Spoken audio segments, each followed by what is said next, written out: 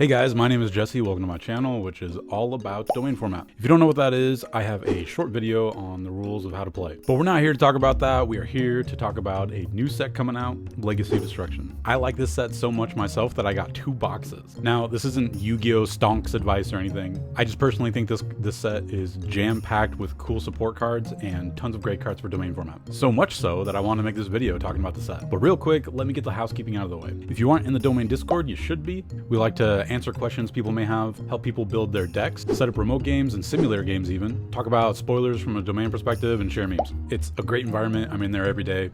Come check it out. If you like my content, giving the video a thumbs up is a free way to show your support, and it helps hopefully get more eyes on my videos to share domain format with everybody. If after watching this video you feel like doing some shopping on TCG Player, I actually have an affiliate link now. It'll be down in the description. If you click on it before doing your shopping, I will get a commission when you go to checkout. Anything I make this way will exclusively be reinvested into the channel. All right, with that out of the way, let's get to talking about the set. I'm mainly going to be talking about 4 archetypes that I want to get into and share with everybody. And then I'm going to get into specific cards that I think are just kind of funny and actually playable in domain format. But first, I'm going to flash some of the new support cards that are given to these random archetypes that I'm not going to go into detail about, but I will flash them so you can read them if you want. There's support for Salamangreat, Ancient Gear, Lightsworn, Velmonica, Melodious, Gold Pride, Goblin Biker, Supreme King Zearch, Centurion, and Memento. It's kind of crazy that so many archetypes got so like a few pieces of support here and there. I'm not sure if this is the case for every set, but it kind of feels like more than usual. Okay, so first up, we can talk about the Ashened stuff. Now, I'm gonna go over the Ashened cards, but I have no idea how to build this deck in a domain. I find it challenging because it's based around a field spell that is designed to get destroyed, and with only 1 field spell available, you got to find some ways to recycle it, right? So I can't comment too much on its viability in domain. I think it's gonna be rough, but I'm gonna try anyway, and when I do, I'll definitely make a video going over it. But for now, we'll just go over these cards. There's 2 new main deck monsters, the Shaman and the Spearhead. They both can be specialed if Obsidian's in play. Shaman's cool because it can target 3 pyro monsters that are banished from your graveyard and shuffle them back into your deck. And if one of them was Ashened, you can get Obsidian from your deck to your hand. This card's great. This card's exactly what it needed. Goes a long way for the viability of the deck in domain. Spearhead, on the other hand, is, I don't know. It seems like a really bad exiled force. With the field spell in play, you can special it, and if your opponent controls a monster with 2800 or more attack, you contribute it, then target a card your opponent controls, return to the hand. It's not a quick effect. I don't know what to say. It seems not so great. The archetype all of a sudden is shifting into a fusion archetype for some reason. I don't know why, but it got 2 fusion monsters. This one's Embers of the Ashened. Takes 2 pyro monsters. Pretty cool that they don't have to be Ashened monsters. I do like that. When it's fusion summoned, you can get a field spell from your graveyard back to your hand. Also great, doesn't have to be Obsidian, but will most likely be Obsidian. If it battles a pyro monster, you can destroy that monster, and if it's your turn, this can make a 2nd attack in a row. Pretty cool, I guess. Good stats. And then the new boss monster of the archetype, I guess, Vados, the Dragon of Endless Darkness. Takes Vados and 2 level 9 or lower pyro monsters. Also, really cool that it doesn't have to be Ashened monsters. It can be any pyro monsters. Can't be destroyed by card effects. Your opponent can't target it with monster effects. When it's fusion summoned, you can destroy all spells and traps your opponent controls. So I guess you could put Obsidian in their field zone and pop their Obsidian, your Obsidian, which then would mean you'd get to special summon an Ashened monster from your deck. And then when your opponent activates a card effect on the field, you can send a face-up Ashened card you control to the graveyard to destroy that card. So, I mean, it doesn't lead into a negate, but the cost of sending an Ashened card is kind of free, because if you destroy Obsidian, you get an Ashened monster anyway. Don't know how I feel about it exactly. It's not the best thing to lead up into. We'll see how it plays out when I actually do build the deck. They got 2 new spells. Rekindling's kind of a negate. It can recycle an Ashened card that's banished from your graveyard. Target effect monster your opponent controls negates effects until the end of this turn. I like it. Recycling's huge in domain, so I'm happy to see it have some built-in recycling. And then it's got a Extinguishing the Ashened. Sends a dark pyro from your deck to the graveyard. Then you can add a level 5 or higher pyro monster from your graveyard to your hand. This can send and search, add back to your hand Vados. Then it locks you into pyro monsters from the extra deck. You can banish it from the graveyard. Fusion summon a pyro fusion monster from the extra deck using monsters in your hand or field as material. Searches and fusions seems pretty good. The last trap seems pretty good for the archetype. During the main, it is a continuous trap that Vados can search and set. It says during the main, you can fusion summon a pyro fusion monster from your extra deck using monsters on either field as material, and it has to include Vados. If you do, it gets a 500 attack buff for each material used. You can also banish this card and a Dark Pyro from your graveyard to make all monsters your opponent currently controls Pyro till the end of this turn. During your main, while Obsidian makes everything a Pyro, you can still you can still use this during the main to fusion the entire board, because Obsidian would make each opponent's monsters Pyro during your turn. So even still, I think this card's pretty bonkers. But yeah, that's the new support. I've tried wrestling with the idea of making a domain deck with this archetype, and I figure it needs some extra support. I don't know if you could do Snake Eye. I'll try and figure it out. I'll definitely make a video if I do make a deck on this archetype. All right, next up, the next big archetype that I'm really excited about is going to be Ragnaraika. I've already done a video on this archetype, so I'm not going to go too far into it, but essentially the strength of this deck is that it is basically a new Tri-Brigade archetype. So with this as your deck master, or any of the Ragnaraika, I think you would be able to play any reptile, plant, and or insect. And I don't know if you've been paying attention, but there's actually been a lot of recent plant and insect support over the years, or over the last, I want to say year. As a matter of fact, I'll show some. Fairy Ant is the first thing that comes to mind, along with a Synchro that she came out in the same set. This whole set actually has some pretty good insect support. Photon Hypernova. That same set has Bear Graham. This guy's crazy good, along with Diabolantis. There's Ultimate Great Insect, which basically contacts fusions with a couple of commons from the set. There's a lot of good recent insect support, along with plant. I mean, you can just take a look at all the decks that this card's being included in. There's all kinds of decks. Ragnarika, Aroma, Bee Troopers, Predaplants. Just generic insects. There's a lot of stuff you could be mixing together. I think that's going to be a major strength of picking this archetype is, yeah, you can run all the Ragnarika stuff. Everybody's going to see the Ragnarika stuff coming because this guy starts all the plays for the archetype. But the supplementary archetypes or tech cards that you want to play, a deck focusing on Ragnarika plus Aroma is going to be totally different than a deck focusing on Ragnarika and, Rika or anything else you could be playing in the deck. But like I said, I did a video already talking about each individual card, so you can watch that if you would like, if you're not already familiar with the archetype. All right, the next archetype that I am pumped. It only got 2 pieces of support, but it is huge to the archetype for domain format specifically. It's probably obviously good for advanced as well, but it got a new continuous spell that allows it to do ritual summons, and it also got a new ritual monster. But the amazing thing about this continuous spell, it's searchable. Low can search for this, and it says you can target a Voiceless Voice card that is banished or in your graveyard and add it to your hand. It's got recycling built into it. I love it already. The main reason why this card is so amazing is because when I first built this deck, I was like, there's, this Saphira card, and she banishes herself, she discards herself, and then banishes herself to be used. And I was thinking, man, it'd be so nice if there's something to recycle this with. And now there is. Huge for Voiceless Voice. And then whenever anybody summons a non-ritual monster, either normal or special summon face up, you can ritual summon a light ritual monster, warrior or dragon, from your hand by tributing monsters. And if you do, it can't be destroyed by battle. It just applies that effect to the monster that you ritual summon.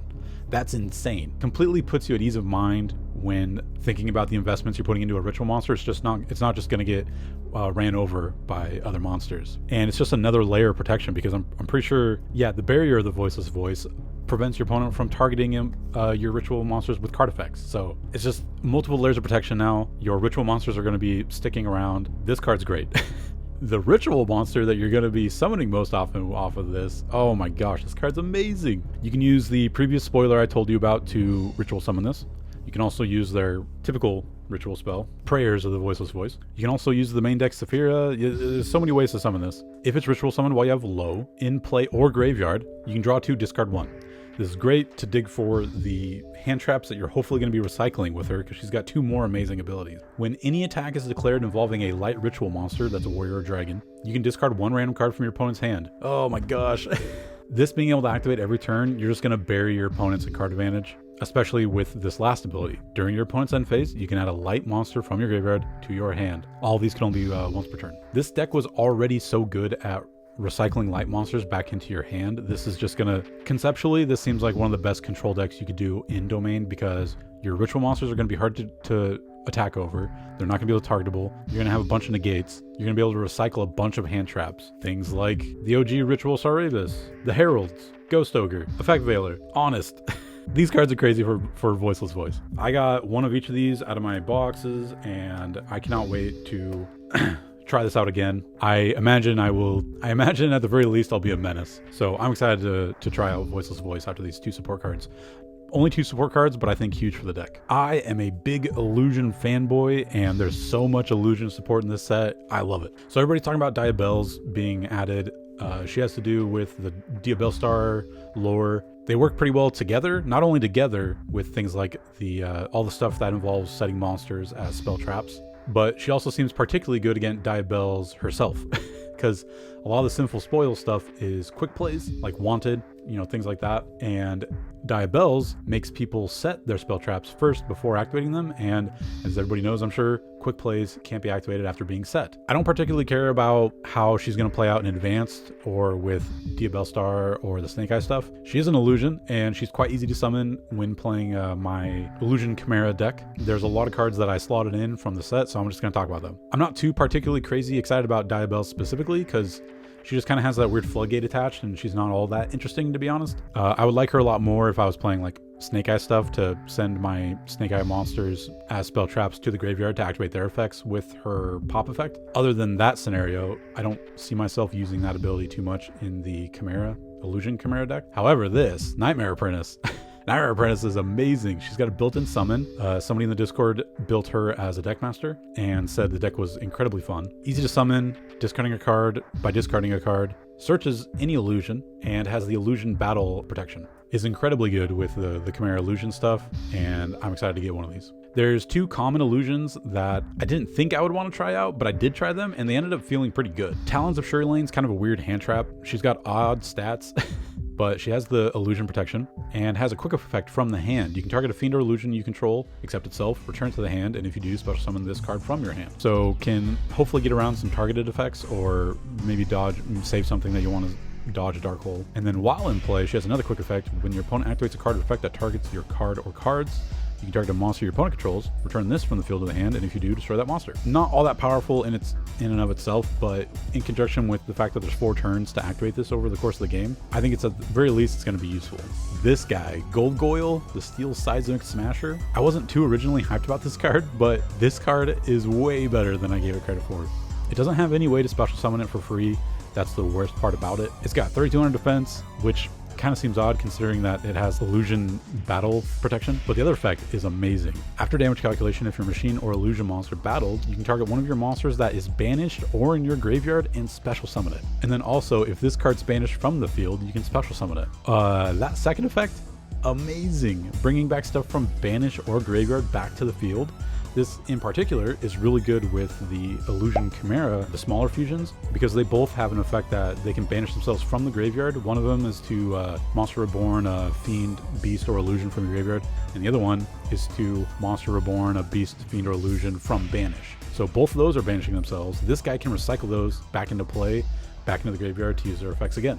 This guy's awesome. I love this guy. And he's a common. He's so good. There's a couple new Sinful Spoils that just happen to be particularly really good with illusions. This one's a trap version of Book of Moon, and if you have a level 5 or higher illusion monster, while this card's in your graveyard, you can set it, but banish it when it leaves the field. So you get 2 uses out of it. That's really nice in Domain. This card just lets you take a level 5 or higher illusion from your deck and either add it to your hand or special summon it. If you end up special summoning it though, you can't activate its effects during the main phase. And then the last effect, I'm not too sure the best way to use it. You can banish it from your graveyard, target a face down card you control, return to the hand, then you can set a spell trap from your hand. I'm not sure exactly what's supposed to go on with this, but I think it has to do with the new White Witch support coming in Infinite Forbidden. So maybe it's not good now, but maybe it'll be better later. New Mirror Force has to do with illusions. When your opponent declares an attack, special summon an illusion monster from your hand or graveyard. If you do, return the attacking monster to the hand. If a face-up illusion monster you control leaves the field by an opponent's card effect while this is in your graveyard, you can banish this card, special summon any illusion monster from your hand or graveyard. The card is great. Illusions are one of the strengths of illusions is that if you can get one out in defense position, you're pretty safe from getting killed that turn, generally speaking. So doing something like this in the battle phase, there's less likely of a chance they'll have something to quick effect pop your illusion, and they'll have to try and tag over it, but they won't be able to because most illusions have the battle protection. Tons of great, wonderful, juicy illusion support. I love it. I can't wait to play my Chimera Illusion deck more often. All right, now we are off to the generic good cards that I think are either good or interesting in Domain specifically. First up, we got Mikozuki no Yaiba, the Moonfang Dragon. This card can special itself from your hand or graveyard during any end phase, but when you do special summon it this way, it gets put on the bottom of the deck when it leaves the field. It has an ignition effect. You can discard a card, add a level 7 Dark Dragon monster from your deck to your hand. It can only activate once per turn. This is I personally love these cool callback cards to old Yu-Gi-Oh cards. This is a callback to the original Mikozuki no Yaiba. Before, he was just a boring normal monster with dope art. Same stats, now he's got a cool effect. The cool part about this is that there's a ton of ways to kind of loot through your cards in Domain, like, you know, Graceful Charity as an example. You can discard this to kind of make the discarding a benefit, and I imagine this will most likely see play in something like Red Eyes decks, because you can special this guy, use it as Xyz material, or search with it first, use it as Xyz material, and then send it, detach to activate an effect. And I don't believe that counts as leaving the field, so just go to your graveyard to be special summoned again, I believe. If that's not the case, then this card's still pretty cool, and I think it'll be really, really good for Red Eyes decks. I have to talk about this guy. This guy's pretty crazy Xyz monster, 2 rank 10s, 2 level 10s. I imagine that Yubel decks will most likely be playing this because this is so easy for them to summon, and Dark would be in a Yubel domain. You can detach 1 material to negate an effect, to negate an activation, and you can, as part of the same effect, detach the 2nd material to destroy a card. If it attacks while it has material, you can destroy a card on the field, and if it's destroyed, you can destroy a card on the field. It's just 3 pops and 1 negate. This card's definitely going to see play in Domain. For some reason, Yugioh Pro's a little late to getting the TCG exclusive cards onto their website, as with other wiki sites. So I will add this guy in for post edit. But Vui Burial, the Dragon Undertaker, this card, another illusion, more great illusion support. But I think in general this guy will probably see some play because, one, Dark is very generic. Lots of Domain decks have access to Dark. He's got good stats. Doesn't matter that his defense is 0 because he's an illusion with the illusion battle protection. And he says during the main, if a monster your opponent controls is sent to the graveyard. So what will most likely how this guy's summoned is if they use material for Link, Synchro, Xyz, Link or Synchro, or Fusion summoning. That's most likely when you'll be able to summon this guy, or activate his effect, I should say. And if you activate it while it's in hand, you can summon it. And if you activate it while it's on the field, you can make an effect monster your opponent controls lose 1500 attack permanently, and if it becomes 0, you can destroy it. It's kind of like a mini Slifer effect. I think it's really cool. So I personally really like this guy. This guy I think will be played outside of just illusion decks, and even though he's kind of what some people would say is slow and you don't immediately get an impact out of it, over the course of a long Domain game, I think you would get plenty of chances to activate his effect to destroy monsters. I did already mention the tons of plant and insect support, but I think this guy is a crazy good common. If it's normal or special, discard a card, add an insect or plant tuner from your deck to your hand, except itself. If a insect or plant synchro is special summon while this card's in the graveyard, you can special summon this card, but banish it when it leaves the field. I'm really a big fan of the discard a card to search type effects. I personally think it's a much better design route to go rather than just say on summon, do a Stratos effect, on summon, search this, add this, on activation, search this, add this. I don't think that's good design. I think these type of effects are much better designed, and it gives you the chance to try and discard things that you get a benefit from in the graveyard. And when used with Fairy Ant, you can discard a plant or insect, summon this, search Fairy Ant. Fairy Ant can be specialed from your hand if you have a plant or insect in your graveyard. So bada bing bada boom, you get to go into a Circle of the Fairies. Pretty easy. All right, this is also a common, but I think this is an amazing common for warrior decks. You can activate it when you have no monsters to special summon any level 4 warrior monster from your deck. If you already have a warrior, you can target a warrior you control, special summon an earth warrior with equal or lower level from your deck or graveyard. The card's amazing for any warrior type strategies. It's common. I would definitely think about playing this card if you're playing warriors. All right, this card is another common. It is hilarious, and it's so much better in Domain than it is in Advanced. It takes 2 level 1 monsters. It's a 0/0. Once per chain, if a card or effect activation is negated, except during the damage step, you can attach up to 1 card from your graveyard and your opponent's graveyard to this card as material. This card gains effects based on the number of materials attached to it. 1 or more, 700 attack and defense for each material attached to it. 4 or more, cannot be destroyed by battle or card effects. And 8 or more, it gains a quick effect. You can detach 4, destroy all cards on the field. So let's just take, it takes 2 level 1s, so let's just say Snake Eye. For some reason, you want to make a subpar play and make this guy. It already comes into play with 2 materials, so it would be 1400, which isn't huge, right? But then if any card effect or activation is negated, it doesn't have to be your opponent negating your stuff. You could be negating their stuff. and activate this effect. Detach one card from your graveyard to this, and their graveyard to this, so you can kind of like, you can kind of make educated guesses on about stuff they would like to try and reanimate or bring back, whatever, reuse, recycle. You can try and snipe some stuff out of their graveyard, and after one negation, it can no longer be destroyed by battle or card effects, and it'll be 2800, 2800. Not too shabby. In a multiple turn format where there's 4 people playing, I'm thinking it could pretty quickly get to 8 materials, and once it has 8 materials, you can remove 4, keep 4 on it. It can't be destroyed by its own effect, but it would destroy all other cards. And then if you detached your Snake Eye stuff, it would activate when being sent to the graveyard. This card is so good as a common. Unfortunately, I hope I'm going to build Snake Eye, and I'm going to go into this guy first every time. I don't care if there's better plays. All right, there's 2 cards that I'm mainly excited that I think is going to see a lot of play in Domain, and Multi-Universe is one of them. You can't activate this field spell while you control a face-up field spell in your field zone. And it says you can target one field spell that is banished or in your graveyard, in either graveyard. Destroy this card, and if you do, place that targeted card face up in your field zone. You can only use once per turn. While it's in the graveyard, if a card in the field zone would be destroyed by card effect, you can banish this card from your graveyard instead. This is, oh my gosh, this is so good for Domain decks. There are so many archetypes that get so much benefit from their field spell. Rescue Ace, for example. And just as an aside, I know there's a particular Yugi tuber who really likes Rescue Ace, and I think they would like playing it in Domain a whole lot. But anyway, I have a Rescue Ace deck. It is incredibly fun to play in Domain, and you get to recycle all your resources with their field spell. Somebody banished that field spell, and it felt so bad. I was devastated. I couldn't recycle my stuff anymore. My reign of terror was ended right then and there. This allows you to get it back from graveyard or banish and put it back into play. And then if you can leave this in the graveyard to protect the field spell. This is so good. This is so good. I'm going to start recommending this to anybody who's playing an archetype that heavily relies on their field spell, which is a lot. All right, and then another field spell, but this card is hilarious. You feel like you're having a stroke when you read the title. It's called Way Where There's a Will. During the main phase, the turn player can activate this effect. This means it doesn't have to be you. It can be whoever's turn it happens to be. This is the new chicken game, I'm telling you.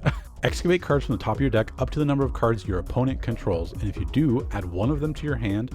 Also, after that, place any remaining cards and one card from your hand on the bottom of the deck in any order. You pick an opponent, and if they have 5 cards, you excavate 5, pick one to put in your hand, and then you put another one from your hand back with those 4 cards. This is amazing. This is so good for Domain. Oftentimes people play things like Garnets, right? There's just some things you don't want to draw in your deck.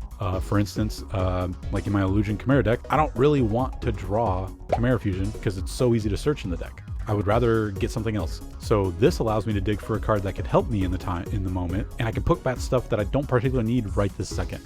This has huge political implications too in the game because everybody gets to activate it, and if somebody's getting out of hand and they have a lot of cards in play, it lets them dig even deeper to try and find their board breaker or wherever they happen to need. There's also a balancing act with this card because of the last effect. During the end phase of any turn, a player excavated 9 or more cards at once by this card's effect. That player can activate this effect. Shuffle all cards your opponent controls and in their graveyard into the deck. This basically puts a cap at the number of cards your opponent can have in play without dealing with it. If they put 9 or more cards into play, they're just asking to get their board shuffled back into their deck and their graveyard. It's devastating. Now, I don't know if this combos with anything else. I don't know if you could give your opponent enough cards to give them 9 cards in play and then excavate 9 with the first effect so that you could shuffle their stuff with the second effect. If there is a way, I would love to know.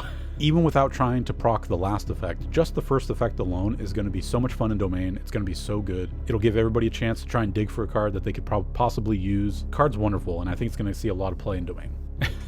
Oh yeah, I guess I should talk about like the biggest Yugi Boomer bait in the entire set, the Shining Sarcophagus. I'm not going to call it an archetype because it's not an archetype. It is a series of cards that are centered around this continuous spell. So I'm going to go over each of the support cards, and then I'm going to explain. I'm going to talk a little bit more about the series and give a little bit of advice if you're thinking about trying to build it in Domain. So it's all centered around Shining Sarcophagus. This can't be destroyed by monster effects. You can only use each of the following effects once per turn. During the main phase, you can add a card that mentions Shining Sarcophagus from your deck to your hand, except itself. If your opponent special summons a monster from the graveyard, you can discard a card discard a spell card, then target one of those monsters, send it to the graveyard. This is based off of Yugioh's final duel with Atem, and in the show he used Gold Sarcophagus to like snipe a monster that Atem had Monster Reborn, so that's what that last effect's about. Real quick, that last effect can be comboed pretty well with Ebon's Sun. Ebon's Sun says if you discard a spell, you can add it back to your hand. Be big brain plays, really. Other than that, this card's pretty cool because it helps you, search out the rest of your monsters that mention Shining Sarcophagus, and it can't be destroyed by monster effects, so it's a little hard to get rid of, even though everybody plays Heavy Storm. There are 5 monsters, I believe, so far that mention Shining Sarcophagus, and unfortunately, More Marshmallow is not the greatest in Domain, but it says while you control Shining Sarcophagus, this card cannot be destroyed by battle. Also, your opponent's monsters cannot target monsters for attacks, except this one. During your opponent's turn, if you control Shining Sarcophagus, quick effect, you can special summon this card from your hand, and if this card is destroyed by card effect, you can special summon one More Marshmallow from your hand, deck, or graveyard, or banishment, except this card, if you do inflict 1,000 to your opponent. So this card's really, really good if you could play multiples of it, but unfortunately, in Domain, you can only play one, so you can't be activating that last effect. But it still can't be destroyed, and you can special out during your opponent's turn if you control the Sarcophagus. Next up, we got the Gadget Trio. If it's normal or special, you can add a Shining Sarcophagus or a spell that trap that mentions it from your deck to your hand. If it's destroyed by battle or card effect, you can set a Stronghold Hidden Fortress from your deck. You can only use these effects one per turn. So typically, when building a deck, you would think that you would want to play the Stratos effect as your deck master, right? This seems like it would be kind of a good deck master because it searches for Shining Sarcophagus, and then Shining Sarcophagus searches the rest of the monsters, right? Well, unfortunately, this is not an archetype. If this was your deck master, you would only have access to other earth monsters and other machine monsters.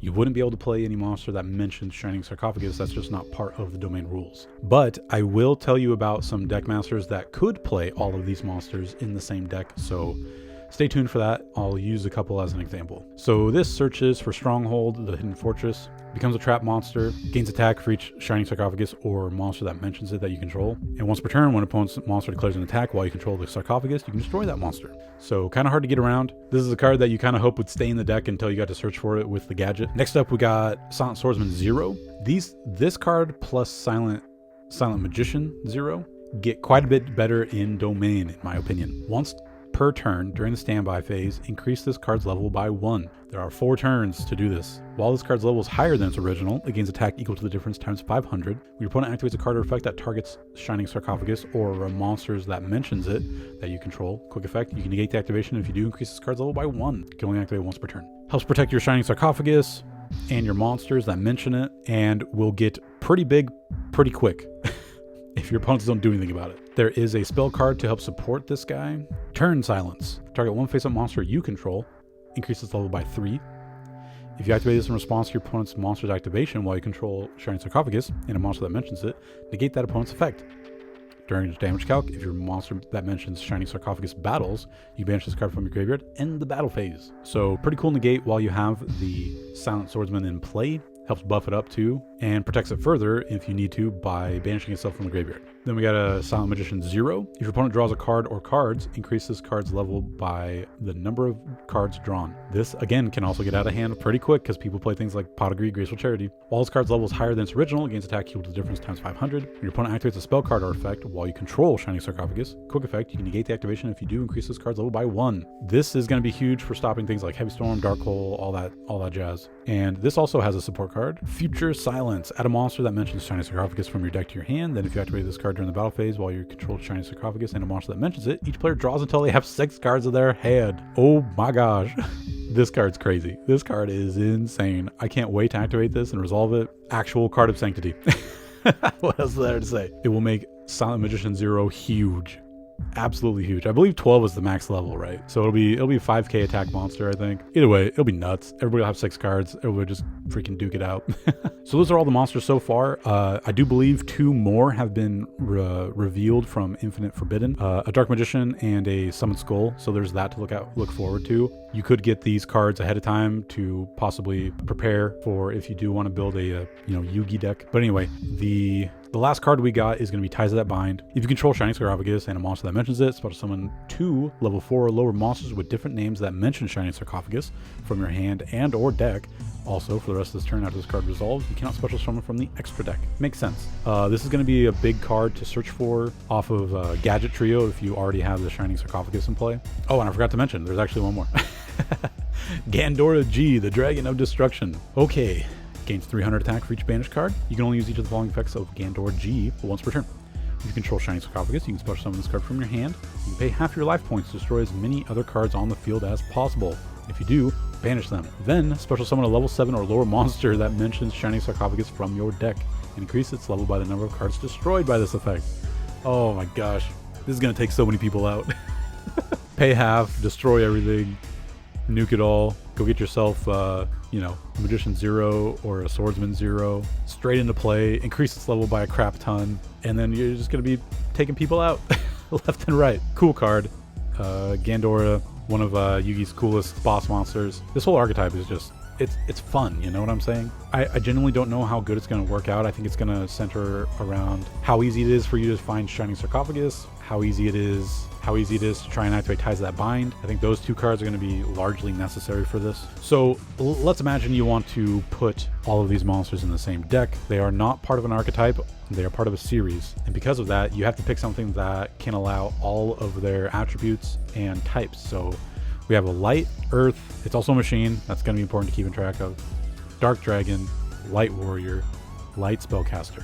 So 3 of them are Light, 1 is Dark, and 1 is an Earth Machine. There just so happens to be many domains that include both Light and Dark, and then the trick is trying to get Gadget Trio in there too, right? So you would want something that has access to Light, Dark, and also either Earth or Machine, one of those two.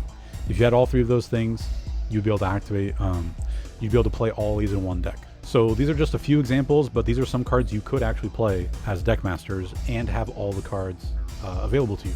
Sky Striker Ace Azalea is a dark monster that mentions light inner text and is a machine that covers everything we just mentioned. I mean, who knows?